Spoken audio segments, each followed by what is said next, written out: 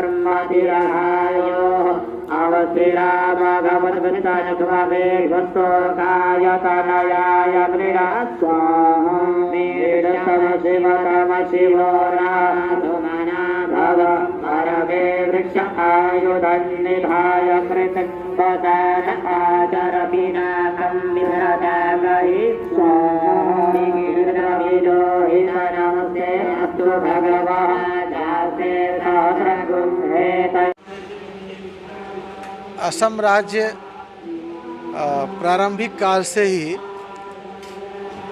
बेहद संस्कृति संपन्न और समृद्ध इतिहास से भरा हुआ है। सतयुग, द्वापर, त्रेता, हर युग में कामरूप क्षेत्र, यहाँ के साम्राज्य और यहाँ की धार्मिक संस्कृति का उल्लेख मिलता है। और जब आदिगुरु शंकराचार्य आए तो उनके भ्रमण काल में असम का ये क्षेत्र बहुत अहम भूमिका रखता है। आदिगुरु शंकराचार्य यहाँ कामाख्या मंदिर भी आए, राज्य का भ्रमण किए और अंदर जाकर के भी त्रिपुरा आदि राज्यों में भी गए। ये 8 राज्यों का केंद्र बिंदु है और पहले एक ही राज्य थे जो आज 7 राज्य हो गए हैं। और यहाँ बुद्धिजीवियों की कमी नहीं है, लेकिन हजारों किस्म की जनजातियाँ इस पूर्वोत्तर क्षेत्र में रहती हैं। सौभाग्य से ये क्षेत्र मेरे गोवर्धन मठ का क्षेत्र है, जो आदिगुरु शंकराचार्य भगवान ने यहाँ के धार्मिक पालन पोषण की जिम्मेदारी गोवर्धन मठ के अधीन रखी है। और वहाँ का पीठाधीश्वर होने के कारण हमारी ये जिम्मेदारी है कि यहाँ ना ही गुवाहाटी शहर में बल्कि दूर दराज जंगलों में भी जो हमारे आदिवासी बंधु रह रहे हैं, वहाँ भी जाकर के सनातन संस्कृति का अलख जगाना है। इसलिए हम कोशिश करता हूँ कि ज़्यादा से ज़्यादा समय हम पूर्वोत्तर भारत के लिए दे सकें। और उसी क्रम में हमने इस साल यहाँ चतुर्मास व्रत किया है। अन्य जो मठाधीश हैं, धर्माधीश हैं, बड़े शहरों में और धनी क्षेत्रों में अनुष्ठान आदि करने का निर्णय लेते हैं, तो मेरा ऐसा मानना है कि गांव-गांव में धर्म संस्कृति को फैलाना पड़ेगा, तभी हम वैश्विक तौर पर सनातन को मजबूत कर पाएंगे। इसलिए हमने कामरूप राज्य की राजधानी में और माँ कामाख्या धाम में चतुर्मास किया है। और पूरे पूर्वोत्तर राज्यों के कल्याण के लिए यहाँ तक कि जो पड़ोसी देश हैं, वहाँ भी हमारे सनातन धर्मावलंबी हिंदू अनुयायी हैं, उन सब के कल्याण के लिए यहाँ ये पूजा अर्चना की जा रही है। राष्ट्र की समृद्धि के लिए, राष्ट्र के शासकों को ताकतवर बनाने के लिए, राज्य को मजबूत बनाने के लिए और प्रजाओं को सुखी करने के लिए भारतीय संस्कृति, वैदिक संस्कृति के गांव-गांव तक विस्तार के लिए ये जो महायज्ञ चल रहा है ये बहुत महत्वपूर्ण भूमिका निभाएगा। और इसके बाद ऐसे यज्ञ पूर्वोत्तर राज्यों के 8 राजधानियों में भी किए जाएंगे और देवताओं को मनाया जाएगा। महाराज जी, इधर के जो राज्य के लोग हैं वो अपनी सनातन संस्कृति को छोड़कर दूसरे धर्मों में प्रवेश कर रहे हैं, उनकी घर वापसी के लिए किस तरह की योजना है? कोई अपना मर्जी या खुशी से अपना धर्म नहीं छोड़ता।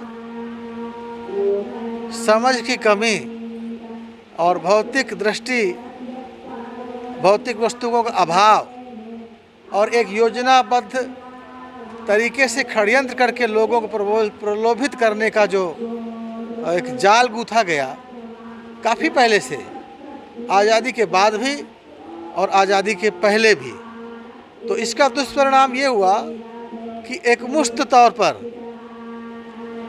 गांव के गांव और राज्य के राज्य ही विधर्मी हो गए, दूसरे धर्म में परिवर्तित हो गए। लेकिन वो परिवर्तन आत्मिक नहीं था, अपना स्वतंत्र निर्णय नहीं था, वो मजबूरियाँ रही होंगी और उनके मजबूरियों के कारण जो जाल गूंथा गया उस जाल में लोग फंसते चले गए। लेकिन अभी भी वो लोग सनातन के लिए गैर वफा नहीं रहे हैं। उनकी ईमानदारी सनातन के लिए, सनातन गुरुओं के लिए आज भी देखी गई है। 1997 से मैं अरुणाचल, नागालैंड,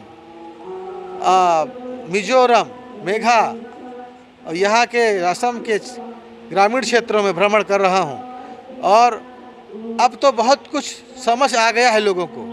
लोग स्वतः ही धार्मिक प्रवृत्ति के लिए, धार्मिक आयोजन के लिए उत्साहित हैं, करना चाहते हैं, सत्कार कर रहे हैं। लेकिन जब मैं 97 में आया था उस समय यहाँ इस तरह के षड्यंत्र ज़्यादा हो रहे थे।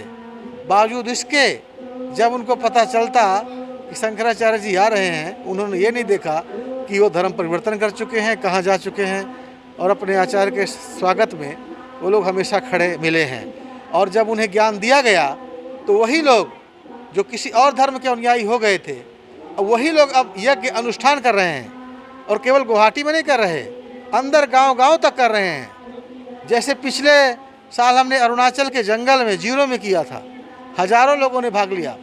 मैं समझता हूँ कि शक्ति संपन्न, दैवी संपदा युक्त ये पूर्वोत्तर क्षेत्र है और भारत में सूर्य देव का उदय यहाँ से ही होता है। और यहाँ पर जो वैदिक संस्कृति का विस्तार, प्रचार प्रसार हो रहा है, इसका असर पूरे देशवासियों को होगा और देश में सुख, शांति, समृद्धि और उज्जवल भविष्य को मैं देख रहा हूँ। भगवत्पाद आद्य शंकराचार्य द्वारा जो मठ व्यवस्था स्थापित की गई तो उसका मूल उद्देश्य ही यही था कि वहाँ जो पीठाधीश्वर हों वो मठ में बैठ के आराम न फरमाएं। उन्हें जिस तरह आदिगुरु शंकराचार्य ने बाल्यावस्था से ही पद यात्राएं करके गांव-गांव में जाकर, पहाड़ों में जाकर सनातन का ध्वजा लहराया, अलख जगाया, फिर से वो ज्योत बुझने न पाए, उस धर्म के ध्वज को लहराते रहना है, आचार्यों को निरंतर भ्रमण करते रहना है। दुर्भाग्य से पूर्वोत्तर क्षेत्र में जितना ध्यान देना चाहिए था, मुझे लगता है कि हम लोगों से भी कुछ कमी रह गई थी। और जब मैदान खाली होगा, कोई वहाँ चेताने वाला नहीं होगा, तो वहाँ चोर घुसने की संभावना रहती है और वही पूर्वोत्तर में हुआ था। हम बांग्लादेश की घटनाओं से भी बहुत चिंतित हैं, क्योंकि बांग्लादेश राजनीतिक तौर से विभाजित हो गया था, लेकिन अखंड भारत का वो भूभाग जो गोवर्धन मठ के अधीनस्थ धर्मरक्षित क्षेत्र है, उसका विभाजन आज तक नहीं हुआ और होगा भी नहीं। यही कारण है कि जब मैं बांग्लादेश पिछले साल गए थे तो उन लोगों ने, हिंदुओं ने, जो 8.5% के आसपास है, सड़कों में आ गए। उनका उत्साह, उनका भाव, उनका प्रेम देखने को मिला। वो पहचानते हैं, हम नहीं गए। उन्होंने बताया कि 135 साल बाद कोई शंकराचार्य वहाँ आया है, जबकि वो मेरा क्षेत्र है, गोवर्धन मठ का क्षेत्र है। अंग बंग, बंगाल तो पश्चिम बंगाल आज हो गया, वो पूर्वी बंगाल, और आज जो उनके ऊपर संकट आया है उससे हम बेहद आहत हैं, चिंतित हैं। और इस यज्ञ में मैं उनके लिए भी, उनको शक्तिशाली होने के लिए भी विशेष आहुतियाँ डलवा रहा हूँ। और हम राजनीतिक स्तर से भी प्रयास कर रहे हैं कि हमारे देश की सरकार ऐसे कूटनीतिक हल निकाले जिससे बांग्लादेश के हिंदू तत्काल पूर्ण सुरक्षित महसूस करें और आने वाला भविष्य भी उनका उज्जवल हो, उनको दिखाई दे। ये नीतियाँ बांग्लादेश की सरकार निर्धारित करे। ऐसा कूटनीतिक प्रबंध भारत की सरकार को करना होगा। और इसके लिए हम वहाँ के अपने देश के विदेश मंत्री और सीनियर राजनीतिज्ञों के संपर्क में हैं और उनको सुझाव दे रहे हैं। बीच बीच में शंकराचार्यों को लेकर के तरह तरह के दावे आते हैं। एक बूढ़ा साधु, वो भी एक हमारे मठ होने का दावा करके भ्रम फैलाते हैं समाज में, लेकिन प्रचार प्रसार के नाम पर शून्य हैं। तो मैं कहना चाहूँगा ऐसे धर्मगुरुओं को भी कि ये पैसा वसूली का काम बंद करें। और ये कोई राजगद्दी नहीं है, ये धर्म गद्दी है। लोगों को गुमराह करना बंद करें, पैसा वसूली का काम बंद करें, और वो शंकराचार्य होने का सेखी बघारना भी बंद करें। लेकिन ज़रूरी नहीं है कि वो शंकराचार्य होने का दावा करें तभी ही उन्हें कुछ मिलेगा। वो एक साधु की हैसियत से भी प्रचार प्रसार कर सकते हैं। भगवान शंकराचार्य ने 10 नाम संन्यास परंपरा बनाई है और उन सबको, सब शंकराचार्य के अनुयायी हैं और सबको धर्म कार्य करने के लिए नियुक्त किया गया है और उन्हें अपना अपना कार्य करना चाहिए। उसके लिए कुछ चेष्टा करने की ज़रूरत नहीं है। और हमारा गोवर्धन मठ और वहाँ के आचार्यों की परंपरा सक्षम है अपने क्षेत्र की रक्षा करने के लिए। उसी जिम्मेदारियों के तहत हम यहाँ ये आयोजन किए हैं और आगे करेंगे। और बहुत जल्द हम बांग्लादेश के हिंदुओं के बारे में भी कोई धार्मिक रास्ता भी निकालेंगे जिससे वो और ज़्यादा शक्तिशाली हों और सनातन धर्म का झंडा वो लहराते रहें।